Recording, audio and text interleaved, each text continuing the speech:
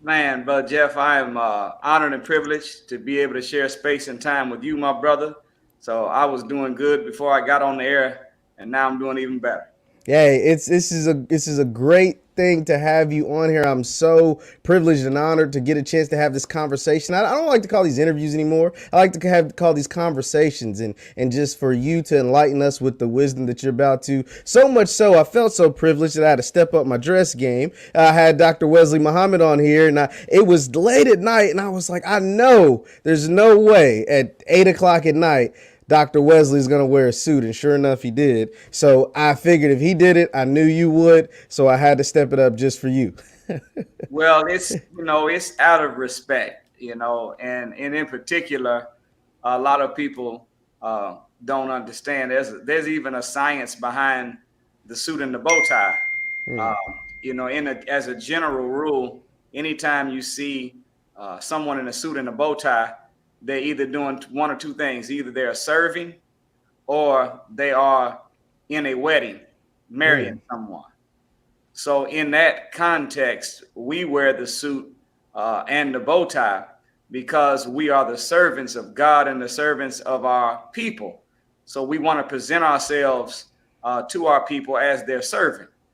And then, of course, the same vows that a bride and groom takes to one another, we believe from the guidance of the Honorable Minister Louis Farrakhan, we should have that same kind of spirit and take those same vows when it comes to the mission of the resurrection, restoration, and redemption of our people.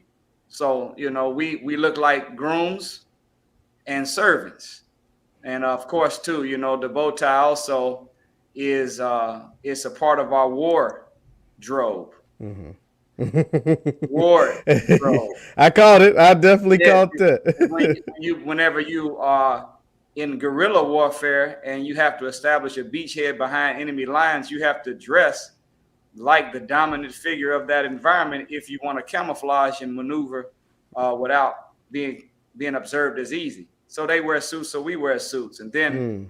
two, we generally wear a bow tie and it has a clip on it because if we in a physical conflict, if I had my tie on a certain way, someone could reach behind it, pull it, and turn my tie into a noose.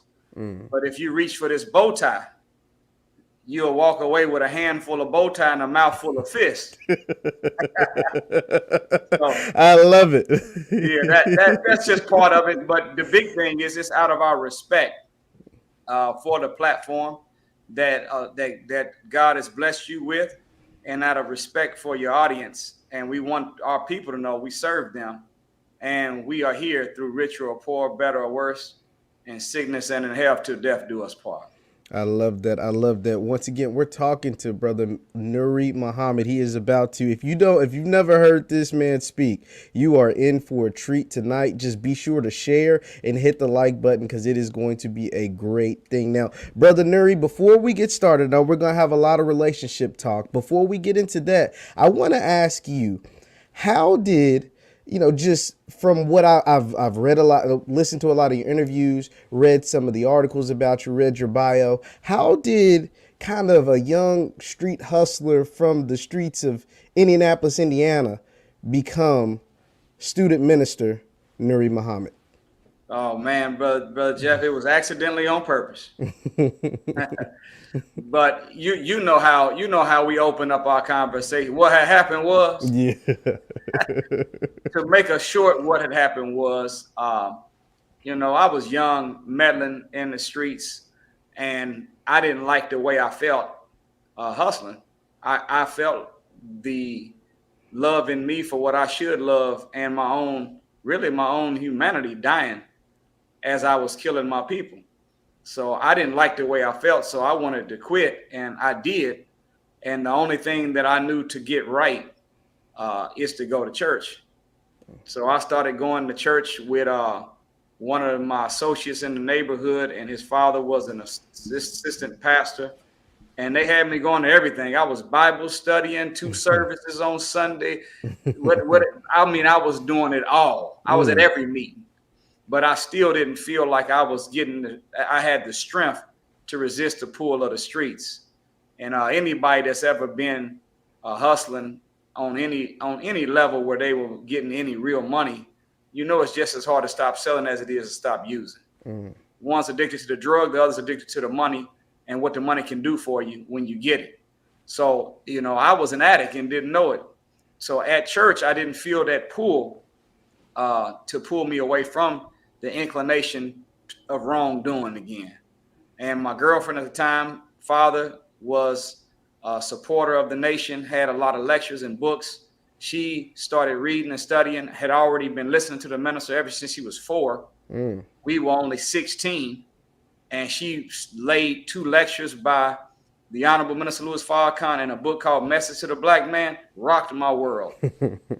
And I said, this is how I've been believing all of my life. I just didn't know how to say it like this. But from the outside looking in, this looked way too strict for me. I was like, oh man, I think I'll join, but I'm gonna wait till I'm about 73. Wait till I get a little, and then I made a pledge to myself as a teenager. I said, if you can prove it to be wrong, you'll leave it alone. But if you can't prove it wrong, you'll submit yourself to it 100%. So I was spending 8, 9, 10 hours a day studying, learning the teachings, but also trying to see if I could find something wrong with it. And my little argument that I would take 8 hours for 5 days straight, I bring it to one of the brothers who wasn't even in leadership, lay out my whole exegesis of why this can't be. And in 5 minutes, they shut me down. And so, as time went on, I knew that I couldn't prove it to be wrong. And I knew that the scales had been removed from my eyes and I was becoming a resurrected man and operating in what I felt like I had power. So I knew it was the truth and submitted to it. And I guess because I studied so much, Brother Jeff, that when we had our meetings that we could talk, my statements had substance to it. So people were always pushing to put that brother on the rostrum. And I told him, man, I ain't come here to be on the rostrum. I told him, I said, I don't want to be in no leadership and I don't want to be in no ministry. I came to be a soldier. And I told him, I said, y'all never catch me in no dress shoes. I said, every time you see me, I'm going to be in some soldiering boots. I want to be a soldier. And they's like, well, you can be a soldier too. And they put me on the rostrum. I spoke. People were standing and clapping. I thought they just was being nice to this little teenage 17-year-old little brother that just joined the Mosque. Lo and behold, they were really sincere, clapping and applauding. And they end up keeping me up there. And I end up becoming, as a teenager, an assistant minister. And I end up being made the minister here by the minister when I was the interim minister before I even turned 21. Wow. And we end up in about 6 months, we doubled in ranks from me when I was the interim minister. So I became the minister.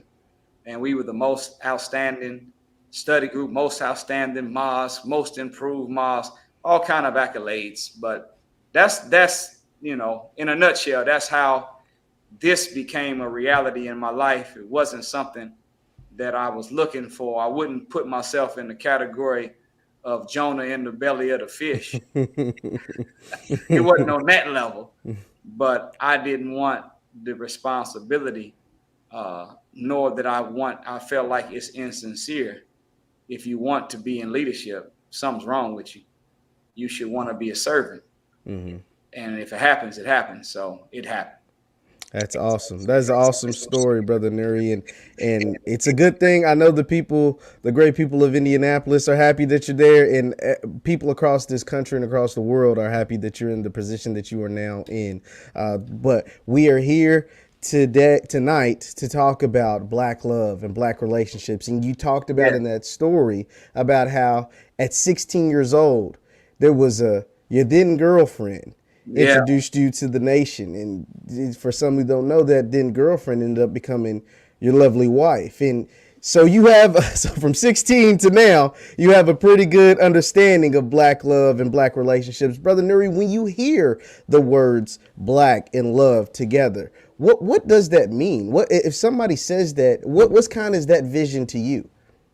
Man, that is a very good question. And, of course, what a blessing it is to be able to break that rule.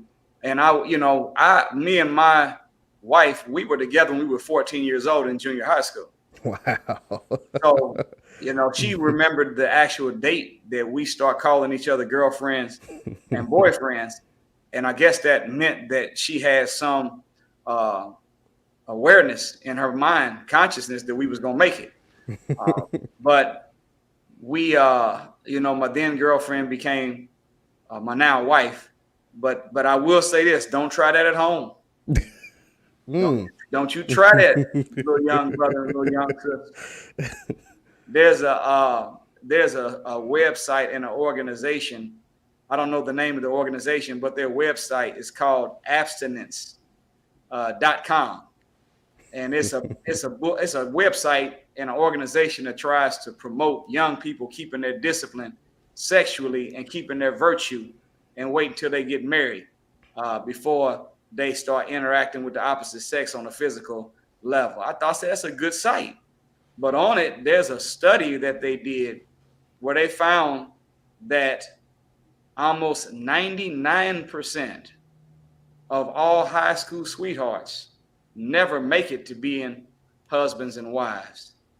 So that's Wow. not, it happened. We was able to crack into that little 1%. 1%. And I'm thankful for that, but it's not something you should try at home.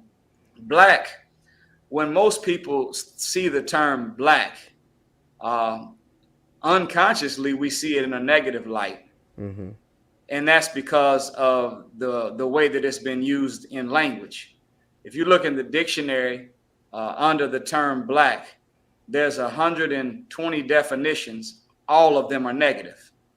But you look in the dictionary under the word white, there's 134 definitions, and almost all of them are positive, pure, clean, innocent, holy.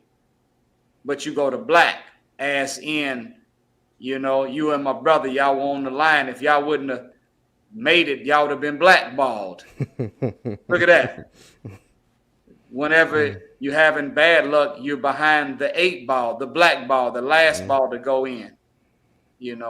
The stock market crashed. It was called Black Monday. You're telling a little bitty lie, it's a little white lie, but you're telling a deliberate lie, it's a black lie. Think of so the math of black as a general statement has a negative connotation to it. The conscious community, a lot of times we use black, and it only is a description of skin color. But black is not just color. Black is also consciousness, and it's also a connection to the Creator.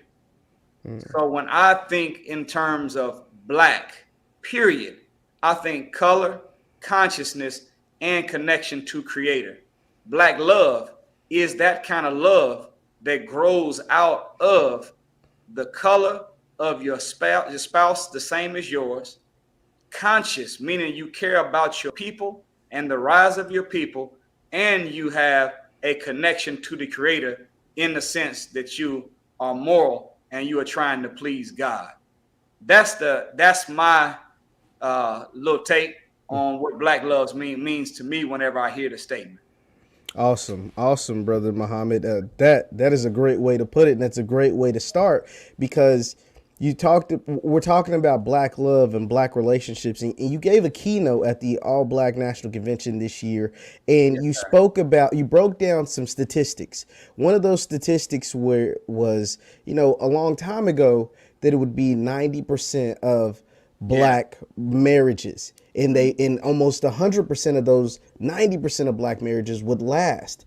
And those statistics, it went to from 90% of black on black marriages to 40%. Just Right. can you break down some of that, and what do you think are Yeah. some of the causes to the lack of black marriages that take place now? Well, it of course it did help that it was against the law to marry white women Yes, as that's black very men. true. It That's did very help. true. It did help that we were being lynched from looking under a white woman's dress while it hung on a clothesline. But what there was a 2015 McKinley Irving family law study where they went and looked at 1867, 2 years up from slavery, so-called Emancipation Proclamation. Whole nother show though, Brother Jeff, Yeah, yeah. for that, because emancipate doesn't mean free. That's why they didn't call it the freedom of slave. The word emancipate comes from the Latin word emancipere, which means to free from the hand, but not from the control. So once you got certain commands installed into the psyche of a people, you don't have to regulate their hands and their feet anymore, because every voluntary act of the human body must first start off as a thought. And then the thought is what encourages the body to engage in the appropriate muscular activity that matches the nature of itself. So once the mind is locked up, you don't have to worry about the hands and the feet, because the hands don't move if the mind don't tell it, the feet don't kick if the mind doesn't tell it, etc. But in 1867, they found that out of eligible adults, black adults that could be married, 90% of all black adults were married to a black man or a black woman, and they had a near 100% success ratio.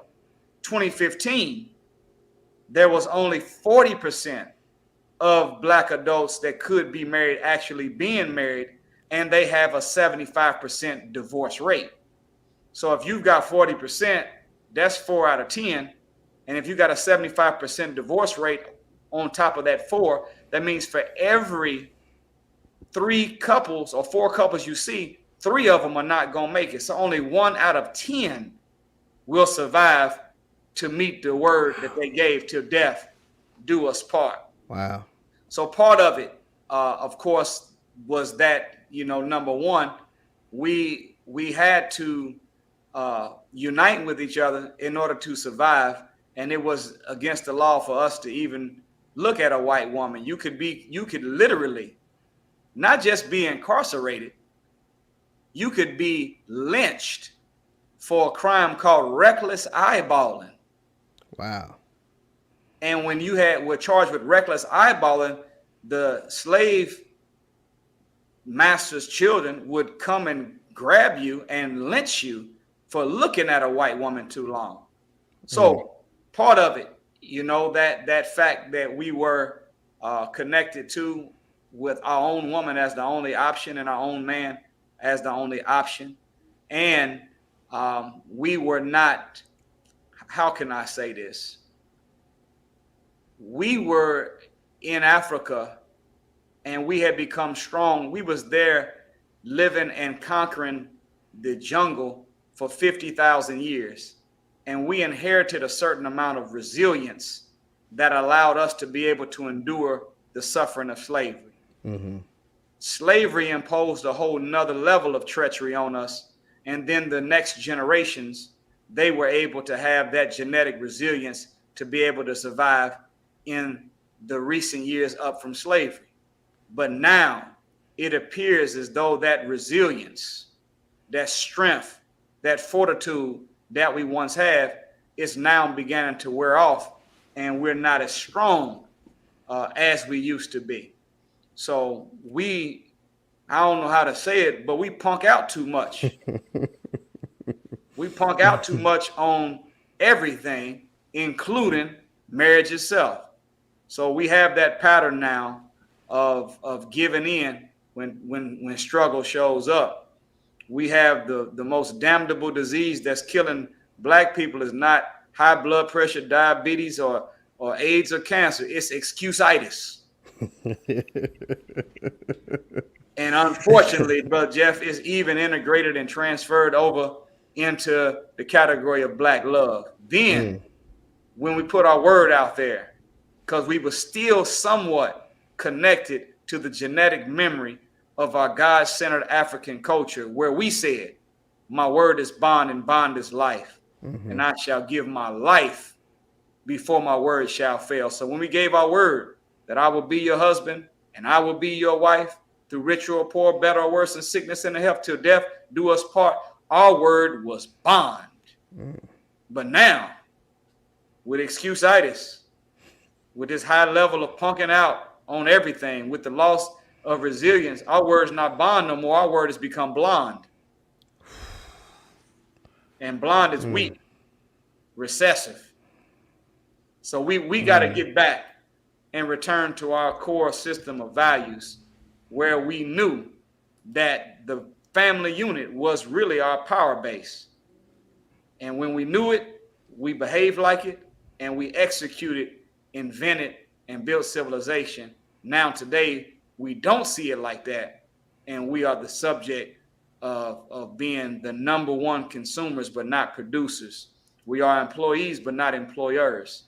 We work somewhere, but we own very little of anything. We have $1.3 trillion in income, but still only have 1% of the wealth of this country.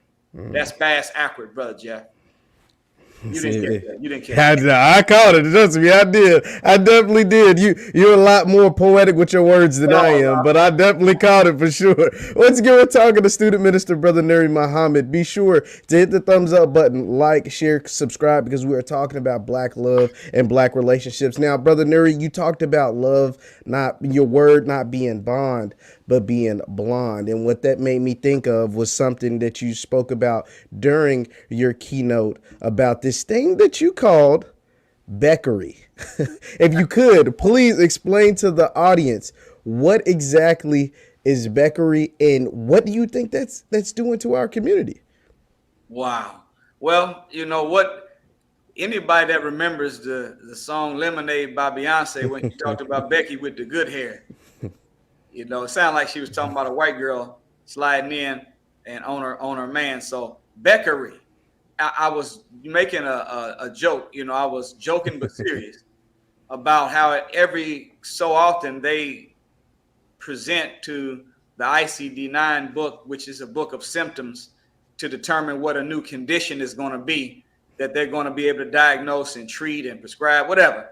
And I said, I wanted to introduce a new condition to the book since they're doing it. It's called beckery. What is beckery? Beckery is the mental and the psychological mental and psychological castration of a black man as a direct result of a long-term relationship with a white woman. Ooh. And now, brother Nuri, you're not gonna make a lot of friends saying stuff like that, but continue. but if we all you have to do, see, the Honorable Elijah Muhammad said this. He said, out of all of our studies, history is best qualified to reward the researcher. Scripturally, look at the story of Samson and Delilah. Delilah was a Philistine and Samson was a black man. He had locks, and they had tried to defeat this man all the years that he was winning as a warrior. They sent whole armies after him, couldn't break him, couldn't beat him. And so their last trick was to send a Philistine woman in to see if she can get close to him and break him. Philistine people are Caucasian.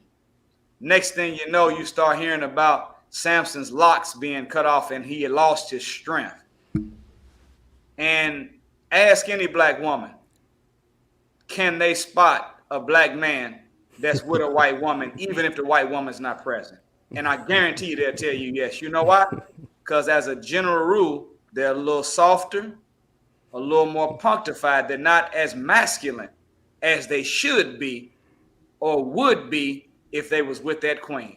So we were breaking it down, showing that, you know, whenever Napoleon was hired in the mid 1800s, he was hired by the King of England and other European rulers to go into Africa and destroy all of the images of black excellence. So he was getting rid of any image of the disciples that were black, Jesus black, Mary black, prophets that were black, angels that were black, and any signs of black excellence. And one of the things that he did was when he found that great pyramid Giza in Egypt, which is 451 feet tall and 451 feet deep, covering 13 and a half acres of land made of 1 million stones of gold, granite, and marble, stacked mathematically precise, east to west, north to south, up in the air, down into the earth. And we built it without John Deere or Caterpillar. We didn't even have a bulldozer. It was the power of the mind. Telepathy did. That's how powerful we were. So after he went into the pyramids, he noticed that the great images of what would be considered the gods, Osiris, Alafun, the great gods, Asa. Every time they seen Osiris, Isis was with him. Every time they seen Asa, Aset was with him. Every time they seen the great god male, Alafun, Illidah was right by our side. So when you go into the pyramid now, you can still see Alafun, you can still see Osa, you can still see Osiris, but next to them, somebody scraped away the image. And that image that they scraped away was them being with that black queen. Why? Napoleon knew that he could not allow a message to be sent down the line of time that not behind, but beside every strong black man has always been a strong black woman. So we want to try to, he was trying to start the disease of Beckery way back then. Here we are in 2021 and it's become full blown. Once again, we're talking to Brother Nuri Muhammad. If you haven't noticed by now, the man's on fire, and we're just getting started. Now, Brother Nuri, I heard there was a saying that I heard once. I first heard it from Brother Ben X, and it was from Minister Louis Farrakhan. He said, "Romance without finance is a nuisance," and I heard you say the same thing. And I was like, my mind was blown when I had first heard it. And then it was blown even more when I heard it the second time. For our audience, what does that mean? And why is that so important? Yeah, well, that's one of them old sayings. I call it from the gospel of Big Mama. We might have learned it from the minister, but it's an old saying that we had. And when I say the gospel of Big Mama, people know what I'm talking about. It's some stuff that Big Mama said is just as true of what Matthew, Mark, Luke, and John said. Birds of a feather flock together. That's not the Bible. That's Big Mama. You lie down with dogs, you're going to get up with fleas. A family that prays together stays together. Wise man learn from others' mistakes. Fools learn from their own. A woman will either make you or break you. That's not Quran. That's Big Mama that said that. So it's some stuff Big Mama didn't put out, and one of them was romance without finance is a nuisance. Why is it? Because the nature of a woman is to put demands on the nature of a man, and the nature of a man is to put demands on the nature of the woman. And when you unpack the variables of the scriptures of the Old Testament, New Testament, or the Holy Quran, no matter which one you look at, it says by nature, man is maintainer, protector, provider, and woman by nature is help meet, comfort, and consoler to her man. So anytime that you have romance and there's no finance, how can you maintain? How can you provide?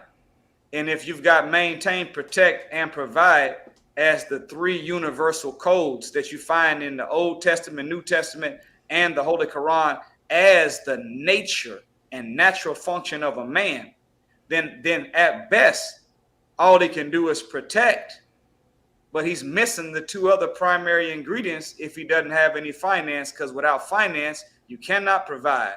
Without finance, you cannot maintain. So it becomes a nuisance because it is the nature of a woman to put a demand on the nature of her man. And she's going to want and desire, not because she is, as they say, high maintenance or or whatever, but it's the nature of a female.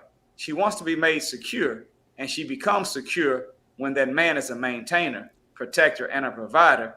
And without finance, without money, you're not going to be able to fulfill maintenance and provision. So it becomes a nuisance. That's where the nuisance becomes. It wasn't a saying that men came up with. This was a saying that came from women based upon life experience. I then got connected to a man. He don't have no money, no know-how, no will. He's non-productive. Therefore, he's a nuisance. And no woman wants to be with a full-grown boy. Every woman wants to be with a man. And when you put a diamond on the finger of a woman, she's excited, but the real thing she wants more than a diamond on her hand is to be holding hands with a man that has become a diamond among men. And you can't be a diamond among men unless you know how to hunt, unless you are a go-getter, unless you know how to go out and conquer matter, energy, space, and time, and bring back material reward to build a legacy for your family. Wow, absolutely, absolutely, Brother Muhammad. That was the perfect definition to that very, very great saying by Big Mama. Now, Brother Muhammad, now I want to, but what about this? I want to pose to you this, though. There are a lot of women who say that they're independent, who say, what do you say to those women like, I can make my own money. I may not need a man. I can do this. There's a lot of independent women out there to that and say like, hey, I don't always need a man to be my best. What are your thoughts on that? Well, it is true. And it is a survival mechanism at this point. And I would be crazy to tell a woman, you know what? Don't even worry about it. Just wait around for you to meet a good man. As soon as you meet the good man, you can start having the things in life that you desire. But until then, just sit around and be poor, broke, hungry, naked, out of doors with nothing, doing nothing, just waiting on a man. No, the Honorable Elijah Muhammad said that the woman, the black woman in particular, should be free to do anything that her heart desires, and she can do anything in the way of righteousness without violating her nature that a man can do. So it's nothing wrong with you being like that and being productive. In Islam, whenever a man marries a woman, it is customary that the man brings a gift of something monetary, either cash or something that has a cash value, and gives that to his new wife as what they call a dowry. And in Islam, whenever you marry a woman, what's hers remains hers. You don't get none of it. But what's yours becomes hers too. So it's nothing wrong with you having that spirit. It's just whenever you are in that zone and it's out of a compensation for the non-productive man that you're with. And I think that you would be wise as a woman if you know that romance without finance is going to become a nuisance. If that man doesn't have the skill set to go out and maintain, protect, and provide, then he's not worthy of becoming your husband yet until he gets to that status. If not, you're going to be married to a man, but you're going to be treating him in your mind, you will lose respect for him. And it's gonna really upset the balance of the home, because the language of a man is honor.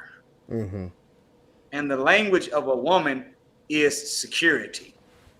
She wants to feel secure emotionally, mentally, physically, and financially. She wants to feel secure.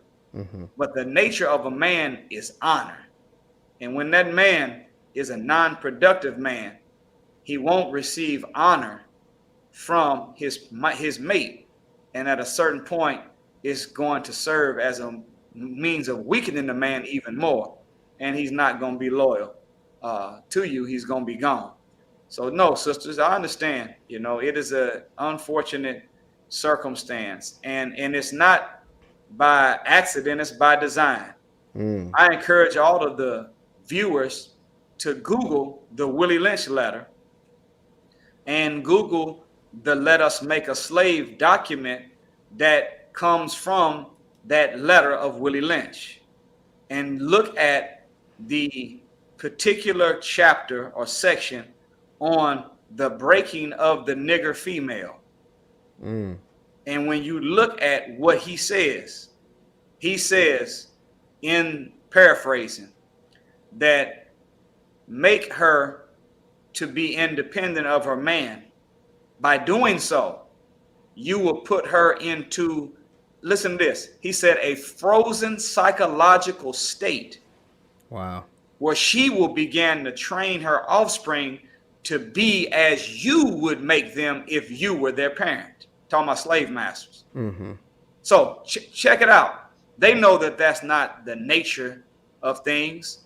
The woman is not born and created by God to handle an undue amount of stress. And the minute that you become so independent that you have to become maintainer, protector, provider, and comfort, and consoler, and homemaker, and mother, when you have to do all of that, you are putting yourself under too much stress and pressure.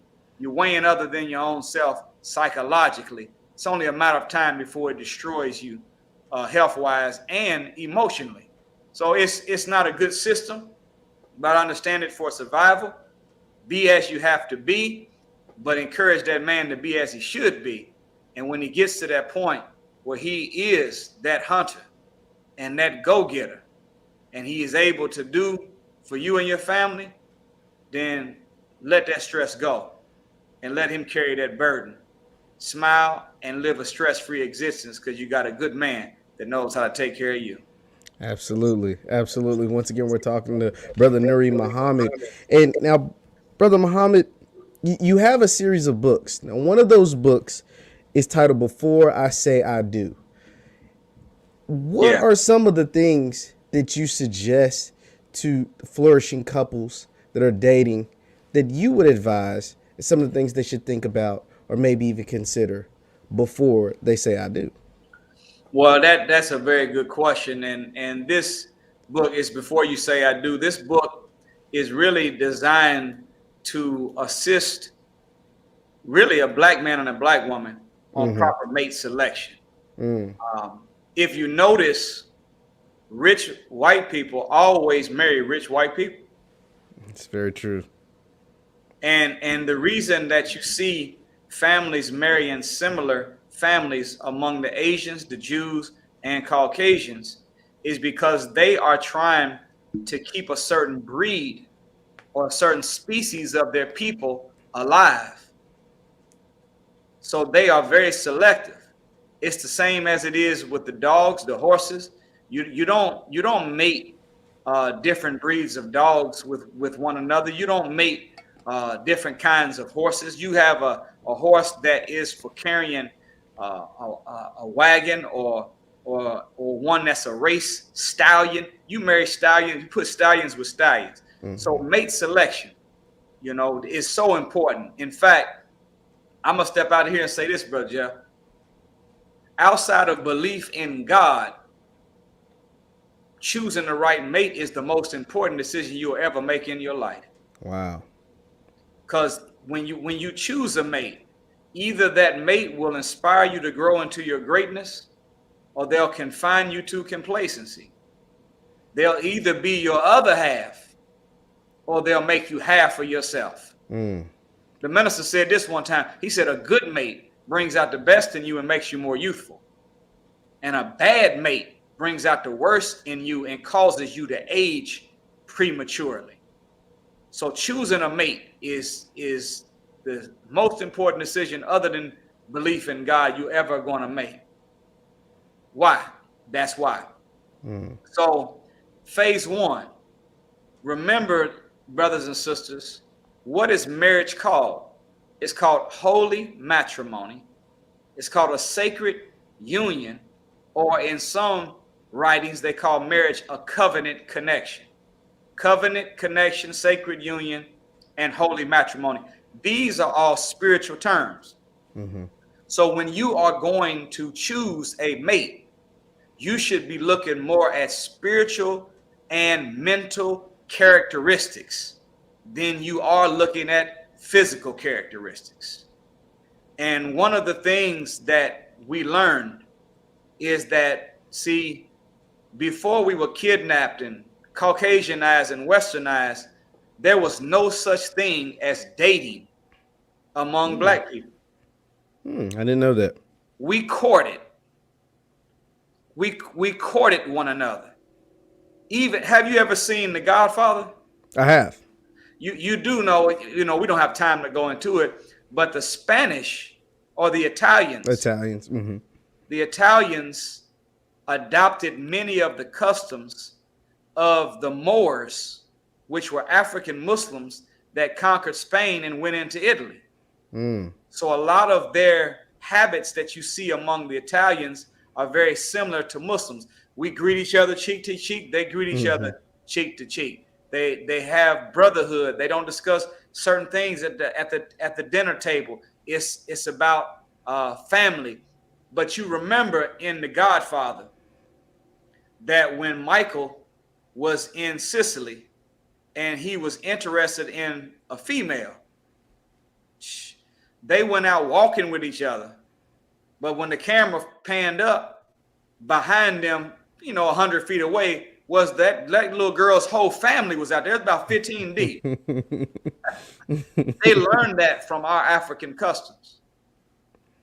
We did not believe that we should ever engage in physical contact with one another until we were married, and that any time that we were even alone with the opposite sex, we would have a chaperone with us to make sure that we didn't get too excited, too physically attracted to one another, and then end up engaging in premarital sex. Sex, the Honorable Minister Louis Farrakhan said, has a blinding quality to it. It floods the brain with so many chemicals, the serotonin, the endorphins, the adrenaline, and the dopamine that the brain is flooded with being sexually active is so strong that it begins to really corrupt the prefrontal cortex, which is the place in the brain that deals with judgment. So once the judgment centers of the brain have become, for the lack of a better word, distracted and distorted, now you can't even see the negative spiritual or psychological, mental, or personality traits anymore because you're too infatuated with the physical. So we, in picking that mate, say don't date, court. Dating is just two people involved with each other and whatever happens, happens. But courting is when two people are only communicating with each other because in their mind they have at some point finding someone that they're going to marry, and they're not going to be physical till that point. I know this sounds rough and strict. It's real rough and strict. You think about, I think you think about people talking about how hard it was to have Steve Harvey put out something called a 90-day rule. Oh Lord, how we? No, but if you really want to be serious and you want to have what you're looking for, which is that happily ever after, you got to do it right. You can't take the wrong road and expect to end up in the right place. That's the way it goes. So that became an issue. And what happened, Brother Jeff, is that talking to people all over the country, we were being invited to speak by all different kinds of people at different sets. But almost always the freedom fighters, the revolutionaries, the activists that brought us in, they always had domestic or relationship problems.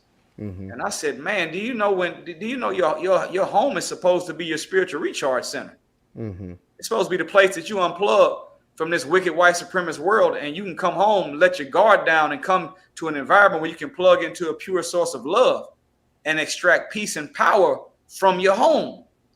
But man, if a man or a woman is out fighting for their people, fighting to make a living, and then they come home and they got to fight again, how are they ever going to have the energy on either side to perform well for freeing the people, well for building the business, or well for each other as husbands, fathers, and mothers and fathers?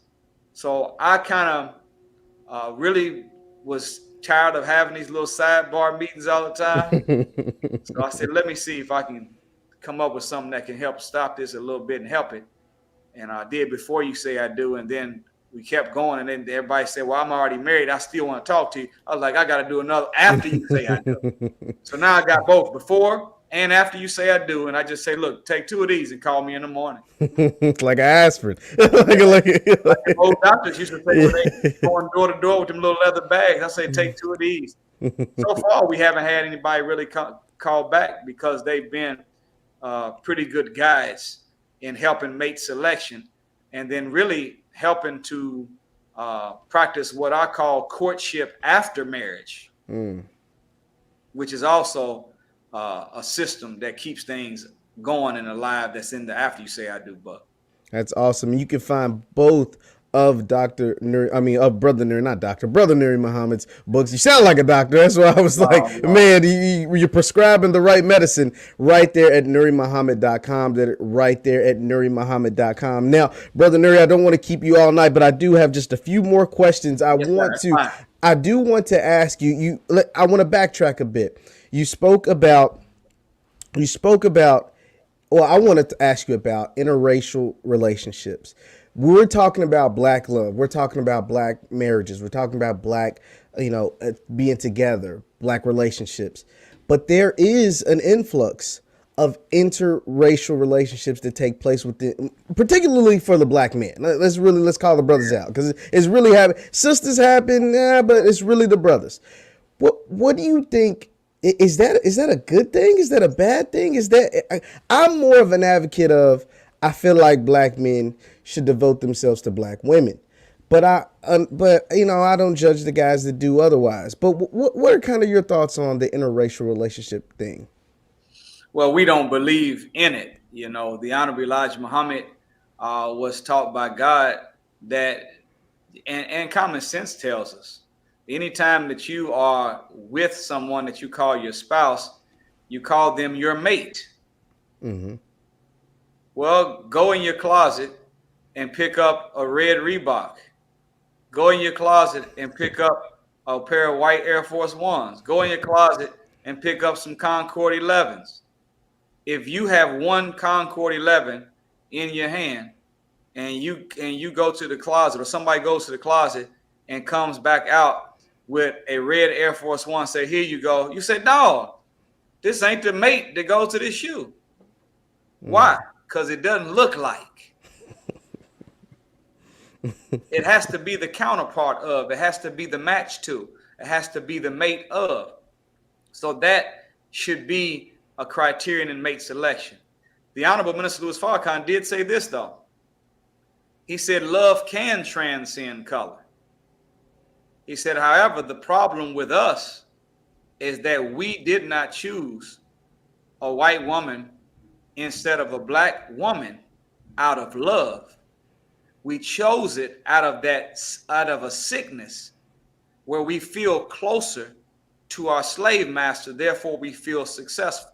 We actually believe, and you look back, and as we gave the example of in the beginning, why was it easier for us to stay married to a black woman, or a black woman to a black man? And it's because they wouldn't allow us to even look at a white woman's dress while it hung on a clothesline, let alone be, looking at a white woman or being in a relationship. You can get lynched for reckless eyeballing.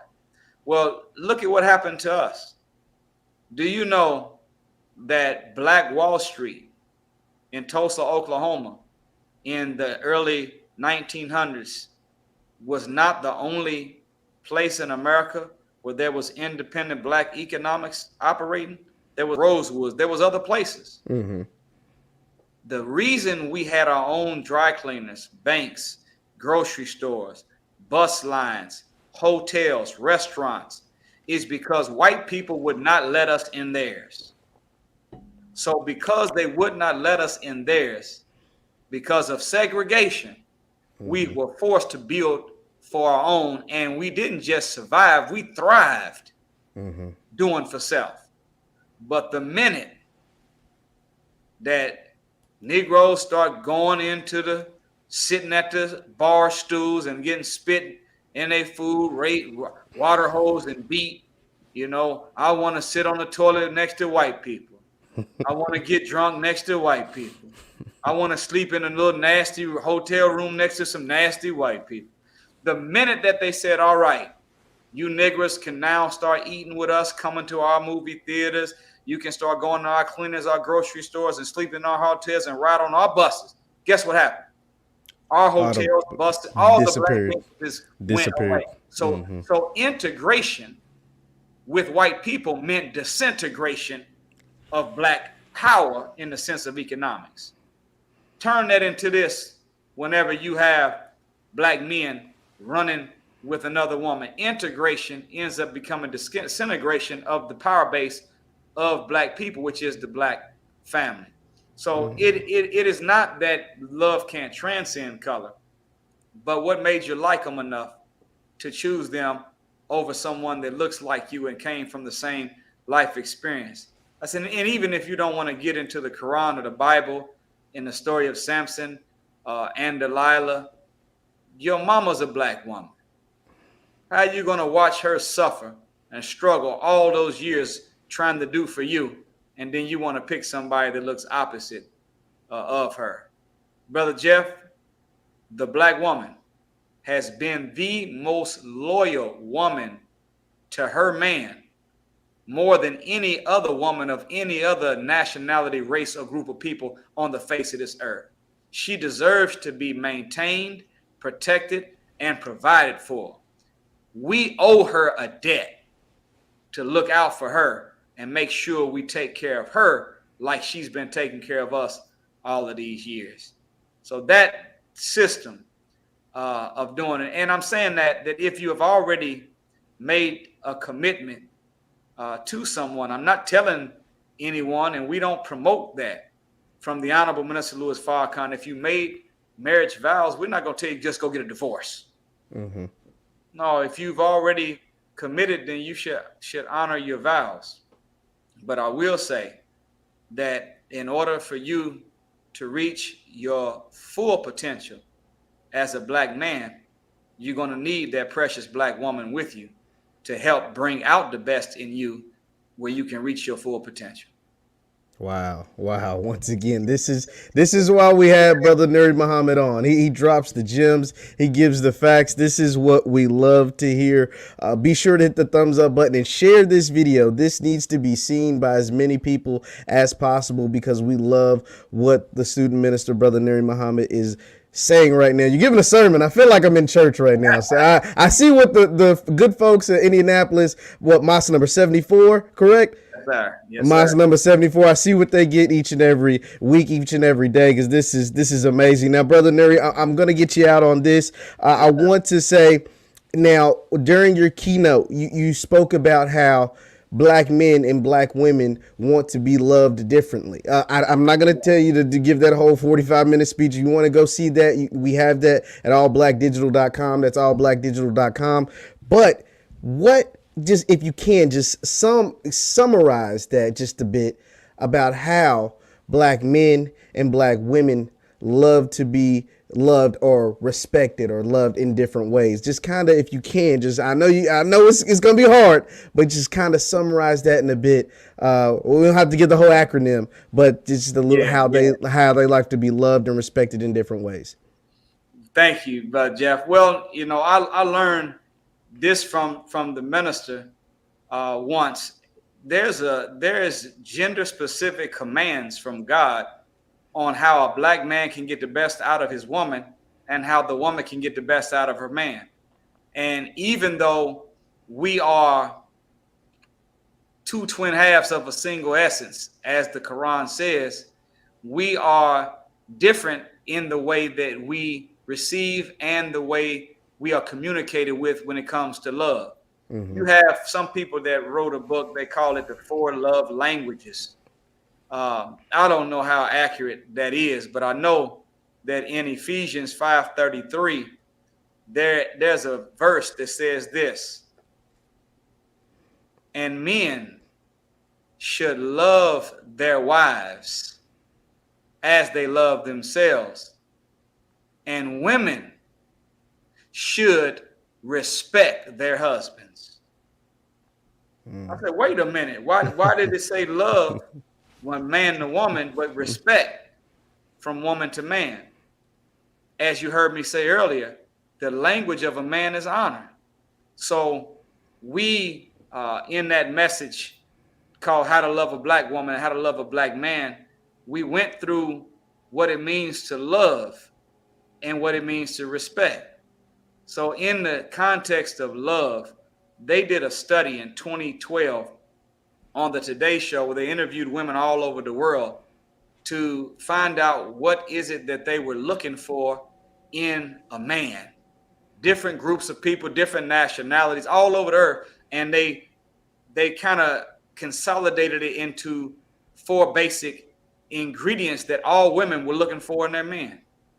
And 1 was loyalty. 2 was to love. 3 was to labor, meaning they wanted a hardworking man. 4 was to listen. So loyal, and you know that as a general rule, women are one man, one women, but men have not been one woman men. So they were looking for somebody that, as Kendrick Lamar and Rihanna said, had some loyalty. And then they wanted someone that would love them, labor for them, and listen to them. And the 5th thing that they said was laughter, had a sense of humor, made them laugh. And we added to it. You can't just be no good man to a woman if you know how to listen, make her laugh, you labor, and you know how to love, and you loyal. The minister said this. He said, an ignorant man will never be a good husband to a woman.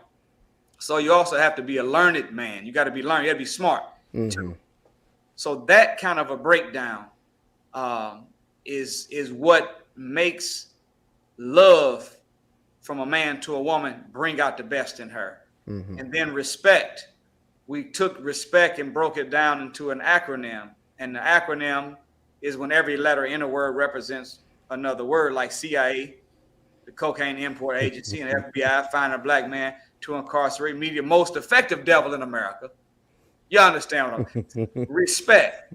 So the R, we're not going to break it all down, but R stands for respect itself. Show honor to your man. Respect him. Show him that you have a sense of dignity in looking up to and you admire him. E stands for esteem. And esteem is a little different than worth. When someone has self-worth, that means what they think about themselves based off of what God said about them and what they see in the mirror. But self-esteem is what you think about yourself based off of how other people see you. So if you're going to esteem a man, you have to show him honor and respect in front of people that he honors and respect. And then the S, we broke it down as it stood for his sight. Stay beautiful. Smile at that man. Let him know that you're happy. If hopefully you are happy, because if you're not happy, I'm gonna say this to the brothers: the goodness and the greatness of a man is heavily determined by the size of the smile of the woman that's with his face. If you want to know how good you're doing and how great you are as a man, look at the size of the smile of your woman. If she ain't smiling that much, you ain't doing too good. Then of course, sensual touch. Men are more physical than women, so you have to be, as a woman, you have to know that he's more physical and give him more sensual touch. And then the P stands for I believe we broke it down to represent power, or show him that he's powerful, or that you are proud of him. Honor him, compliment him. And then, of course, the other E is eating. What food do you feed him? You don't want to just be as a wife. You don't want to just be a cook. You don't even want to just be a chef. You want to be a food scientist that knows how to study what his purpose for living is and what kind of energy output is required for him to perform successfully at what he does to make a living for you or your family. And then you figure out the balance of carbohydrates, protein, and amino acid, what fruits and vegetables go well together that give him the strength and keep his health up so that he can eat good at 6 o'clock on Wednesday and wake up early on Thursday, ready to go conquer the world for you. So eat. And then the last is C, show compassion to that man. Men are more sensitive than they act to be. Be kind, be compassionate to him, speak to him in a kind way, and show him that you care. And last, the T, train your children to love their father. Train your children to know that what the father is out there doing. Because, as a general rule, Brother Jeff, children don't spell love, Love. Children spell love, Time. So what they deem as love is spending time with them. But when a black man in this world is trying to survive, normally we got to work so hard that we don't have a lot of that Time. But if you've got a wife that will train the children to love their father and let them know daddy's not here, but he's out there putting in work to make sure that you have that coat, that you have those shoes on your feet, that we have something to sit down on, that we have a warm home and we have food in the refrigerator.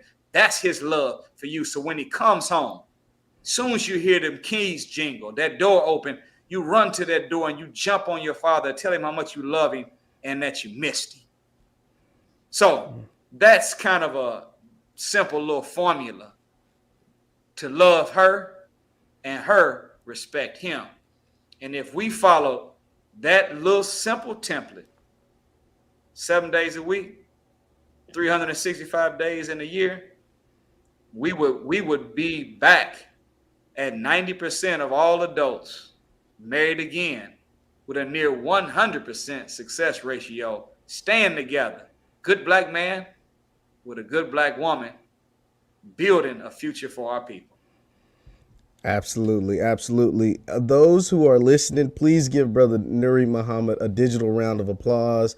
Brother Nuri Muhammad, you were a blessing to all of us tonight. We appreciate you coming through. You can connect with Brother Nuri Muhammad. They got him banned on some social media, some shadow banning going on, which is super garbage, but you can understand why. You can understand why, because if we had 1 million or 10 million or 100 million Brother Nuri Muhammad's in this world, our community would be a better place. You can connect with Brother Nuri Muhammad right here at NuriMuhammad.com. That is NuriMuhammad.com. Thank you all for tuning in. Brother Nuri, I want to say on camera, thank you so much. This was an honor to share this space with you tonight. I appreciate it so much. Man, thank you, Brother Jeff. And I look forward to coming back and being with you again.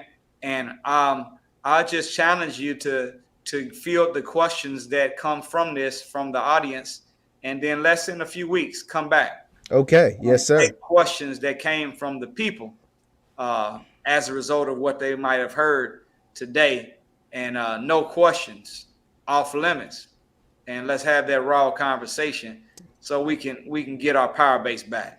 Yes, sir. Absolutely. For those who want to, you can send your questions to Brother Nuri right here at his website, or to me right here on Instagram. That is at JLightsy7. That is at JLightsy7 on Instagram and Twitter. I appreciate you once again, Brother Nuri. Thank you all for tuning in tonight, and we will see you next time. God bless.